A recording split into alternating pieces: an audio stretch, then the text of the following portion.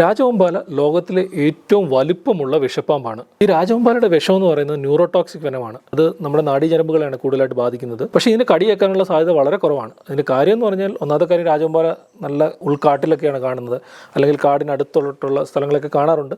എന്നിരുന്നാലും ഇതൊരു വളരെ വലിപ്പമുള്ള പാമ്പാണ്. അപ്പോൾ ഒറ്റ നോട്ടത്തിൽ നമുക്ക് കാണാം നമ്മുടെ ഫ്രണ്ടിൽ ഒരു പാമ്പുണ്ട്, നമ്മൾ ആരും പോയി അതിനെ കയറി ചവിട്ടാറൊന്നുമില്ല.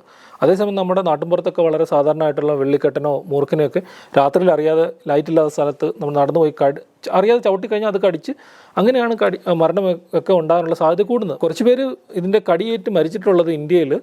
അവർ പാമ്പിനെ പിടിക്കാൻ പോയിട്ട് ആൾക്കാർ പാമ്പിനെ അതിനെ കഴുത്തിന് ഞെക്കി പിടിച്ചവരും അതിൻ്റെ കൂട്ടിൽ കയറിയിട്ട് അതിനെ റെസ്ക്യൂ ചെയ്തവരും അങ്ങനെയൊക്കെ ആൾക്കാരാണ് രാജവെമ്പാലയുടെ കടിയേറ്റ് മരിച്ചിട്ടുള്ള.